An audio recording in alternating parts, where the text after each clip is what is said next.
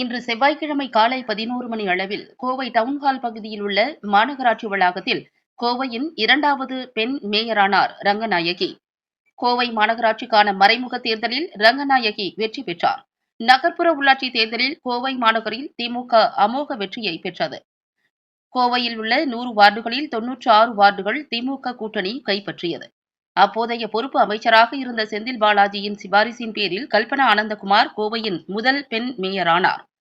முன்னதாக சென்னைக்கு பேருந்தில் சென்று தமிழகம் முழுவதும் கவனத்தை ஈர்த்தார். ஆனால் பதவி ஏற்றது முதல் கல்பனா மீது பல்வேறு குற்றச்சாட்டுகள் எழுந்தன.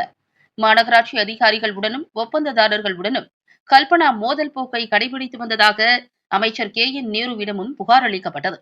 இதனிடையே அவர் கடந்த மாதம் 3ஆம் தேதி தனது பதவியை ராஜினாமா செய்வதாக மாநகராட்சி ஆணையருக்கு கடிதம் மூலம் தெரிவித்தார். கோவை முனிசிபல் கார்ப்பரேஷன் விதி 1981 பிரிவு 37 படி மேயர் கொடுத்த ராஜினாமா கடிதம் சிறப்பு கவுன்சிலில் அனைத்து கவுன்சிலர்கள் முன்னிலையில் கடந்த 8ஆம் தேதி முன்வைக்கப்பட்டது. இந்த கவுன்சில் மேயரின் ராஜினாமா கடிதத்தை ஏற்றது. இந்த நிலையில் 29வது வார்டு கவுன்சிலர் ரங்கநாயகி திமுக சார்பில் கோவை மேயர் வேட்பாளராக தேர்வு செய்யப்பட்டார். அதன்படி மேயரை தேர்வு செய்ய இன்று மறைமுக தேர்தல் நடைபெற்றது. இதில் ரங்கநாயகி வெற்றி பெற்று மேயராக தேர்வு செய்யப்பட்டார்.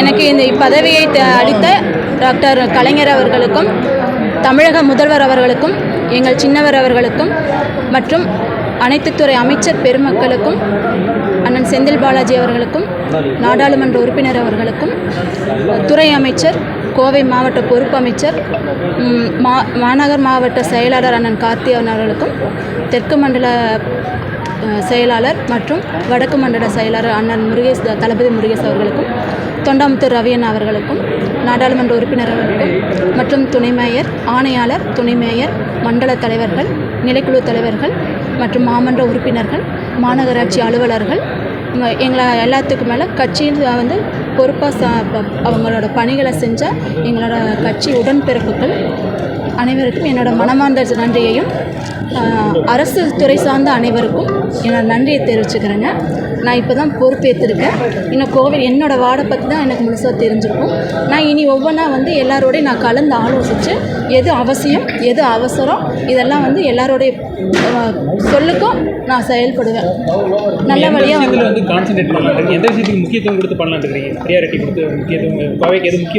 நான் இனிமேல் தான் பார்க்கணும். எனக்கு தெரியாது இல்லைங்களா.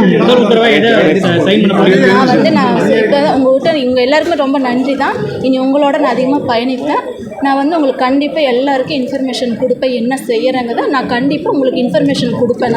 மக்களுக்கு நீங்கள் என்ன செய்யலான்னு இருக்கீங்க மேடம்? அவங்களோட தேவைகள் என்ன நான் கேட்டறிஞ்சு அதெல்லாம் கேட்டறிஞ்சு நாங்கள் செய்கிறோம். சரிங்களா? குடிநீர் பிரச்சனை உங்களுக்கு இப்போ நல்லா தான் போயிட்டு இருக்கேன். நான் இனி உங்களுக்கு கேட்டு நான்